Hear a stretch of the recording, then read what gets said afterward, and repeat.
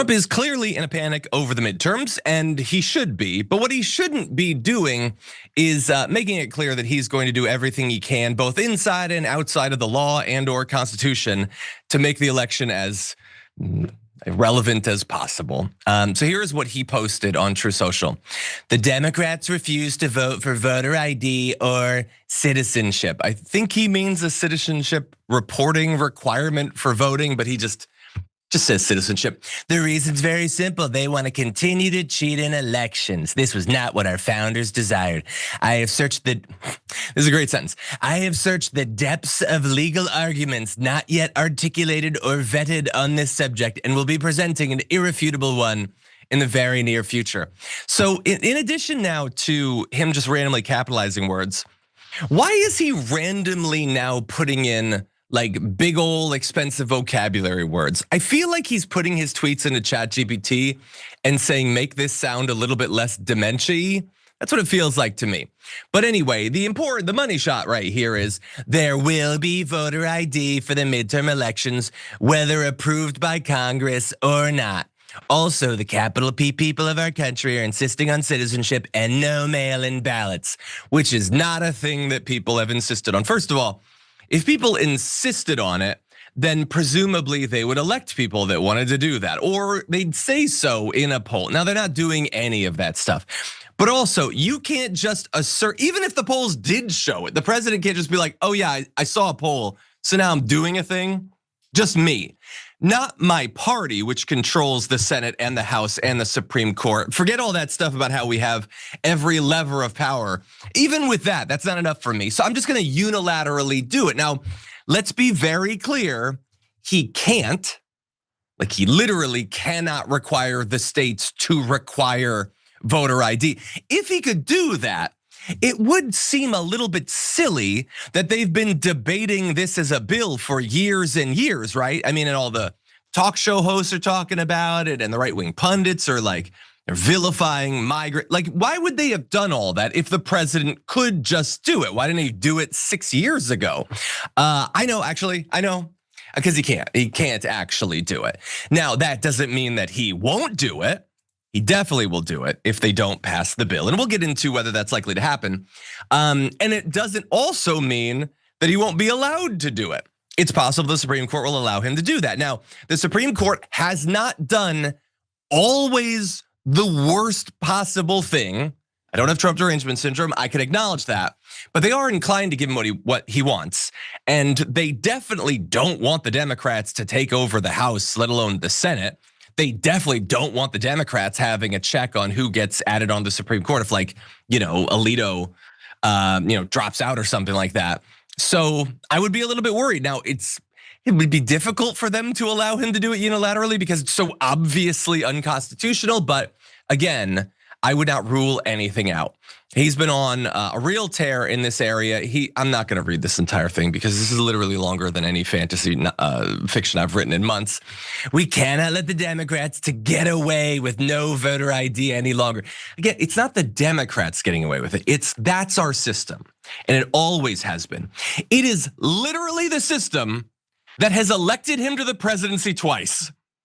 If the Democrats were using the lack of voter ID to rig the elections, then they would have rigged the elections. I feel like this is the Facebook thing all over again. If you'd invented Facebook, then you would have invented Facebook. So why didn't they cheat then if they're cheaters? And not just cheaters, but horrible, disingenuous cheaters. And then, he's so weird. They have all sorts of reasons why it shouldn't be passed, because it's like discriminatory and it's a poll tax and all that. And then boldly laugh in the back rooms after their ridiculous presentations. That is such a bizarre way to say that thought. He really, really cares about the idea that somebody is laughing at him. And he invents fictional scenarios in his mind where they are laughing at him. I believe he is actually triggered by that. He is very scared to be humiliated.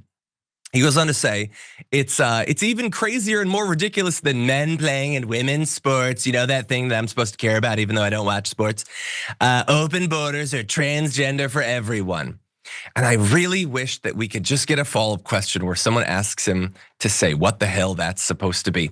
So anyway, he implies that doing all of this is some sort of big win for the Republicans. And were they to just lead with this, every speech that they have, then they would win. Forget all that affordability stuff, forget Epstein, forget the international chaos, housing market, cities being invaded, forget all that stuff. If you just talk constantly about needing voter ID, then you'll win.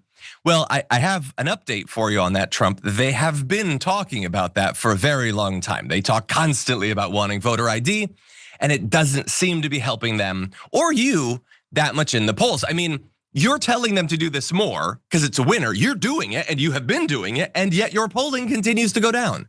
So I'm a little bit confused by that. And then he talks a lot about what the Democrats are supposedly gonna do. So he says that if we get in power, if the Democrats get in power, they'll not only be adding 2 states to our roster of 50, which they're definitely not gonna do. And I don't even know what the 2 are. I mean, Puerto Rico, presumably, but what's the second?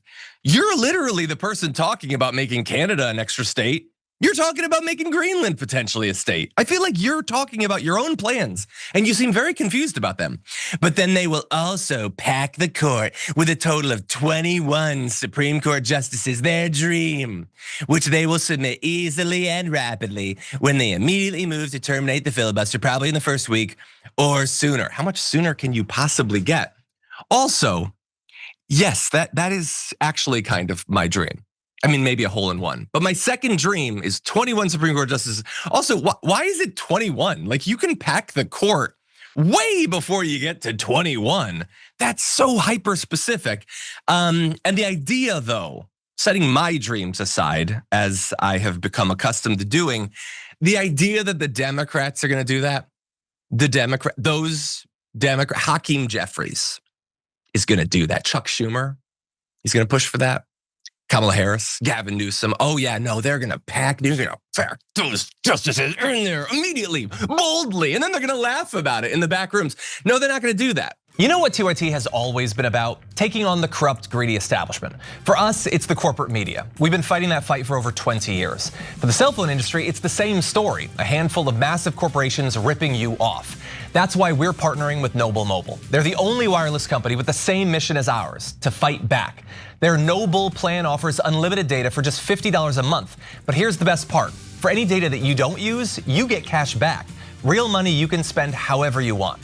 Stop letting your unused data pad the pockets of billionaires. With Noble, you take control over your data. And by switching to Noble, you're directly supporting TYT in our mission of bringing you honest, independent news. So give Noble a try and make the switch today. Scan the QR code on the screen now or visit go.tyt.com/plan. That's go.tyt.com/plan. And again, like my question about them supposedly rigging the elections and yet letting Donald Trump get elected twice out of 3 tries, if they were so prone to do that, why didn't they do that the last time they had power? Now, sure, Biden didn't control all of Congress or whatever, but he didn't even talk about it.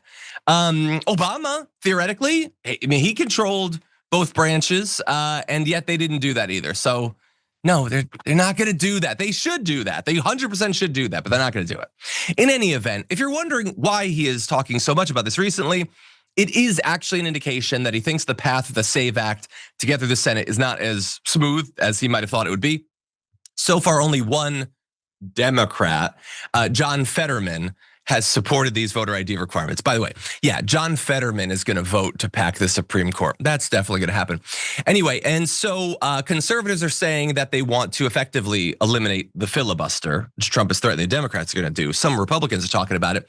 It doesn't yet seem likely that that's gonna happen. John Thune is saying that they're not gonna do it. Again, he would theoretically have to worry about the Democrats then being unbounded by the filibuster, which the Republicans don't want the Democrats to be unbounded by the filibuster almost as much as the Democrats don't want to be unbound by the filibuster, because then there would be expectations they'd actually do stuff. And so as of right now, it looks like it's probably not gonna happen. And so expect Donald Trump to try to do it unilaterally, although I would assume / hope that that won't actually work in the end.